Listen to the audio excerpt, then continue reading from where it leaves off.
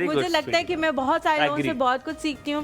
نہیں دیکھو speedy learner ہونا مجھے لگتا ہے کوئی اتنی مجھے وہ اب نہیں زیادہ صفت لگتی, مجھے زیادہ اچھی صفت لگتی ہے کہ اگر آپ سیکھیں اور آپ اس بندے کو اکنالج بھی کریں, دیٹس ونڈرفل, تو شی اکنالجز آلسو, تو مجھے بڑا اچھا لگتا ہے. ڈاکٹر صاحبہ آپ کے ان دا ہاؤس میں نے آپ سے سیکھا.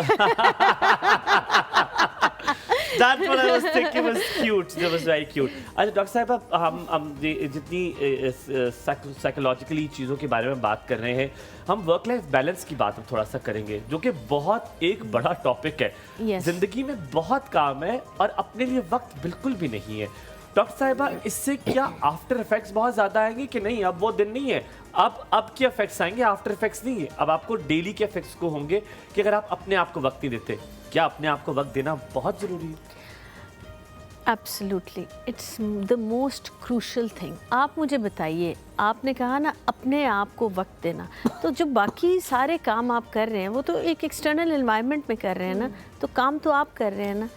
اگر مشین ہی خراب ہوگی تو کام کیسے کرے گی وہ؟ سو اگر آپ کی ساری یہ جو مشین ہے, جس کو ہم ہیومن بینگ یا انسان کہتے ہیں, اگر آپ کے سسٹم میں کوئی گلچ آ جائے گا تو پھر کیسے آپ آپریٹ کریں گے؟ اپنے آپ کو وقت دینا ہوتا کیا ہے؟ ہم تو اس کو ڈیفائن ہی نہیں کر پائے. ہم کہتے ہیں ہاں میں آدھا گھنٹہ آج اکیلے بیٹھا تھا, ہاں الحمدللہ میں نے نماز پڑھ لی تھی, وہ میرے لیے وقت تھا. آپ کہتے ہیں الحمدللہ میں نے وہ اپنی پسند کا کام کیا تھا تو وہ میرا وقت تھا.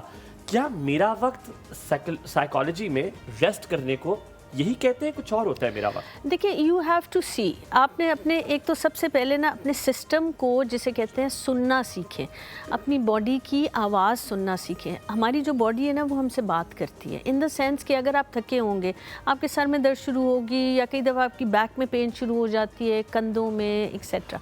سو if you are not listening to your body, وہ پین ایگریویٹ ہوتی جاتی ہے اور پھر ڈفرینٹ باڈی کے حصوں میں جاتی ہے. اسٹمک ایشوز سب سے میجر اور مین ایشوز ہیں جو کہ انگزائٹی اور لائک تھکاوٹ یا ان سے ہو جاتے ہیں. کئی دفعہ کلائنٹس آئیں گے اور پیشنٹس آئیں گے اور وہ کہیں گے کہ جی میں نے سارے ٹیسٹ کروا لیے, سارے کلیئر ہیں. لیکن سارے ٹیسٹ تو کلیئر ہیں پر آپ تو اپنی باڈی کی آواز ہی نہیں سن رہے. ڈاکٹر صاحبہ میری باڈی چیخ چیخ کے کہہ رہی ہے کہ ہر جگہ سے ریزائن کر دو اور گھر بیٹھ جاؤ, آؤ ویلا ہوتے ہیں. مجھے آئی سویئر اتنا شوق ہے ویلا ہونے کا, اللہ معاف کرے, استغفر اللہ کا شکر. میں چاہتا ہوں, اب میرا پتہ کہ دل کرتا ہے, آئی سویئر میں کہتا ہوں ٹی وی, مجھے ٹی وی کا بہت شوق ہے, مجھے پتہ نہیں بچپن سے ٹی وی کا بہت شوق ہے.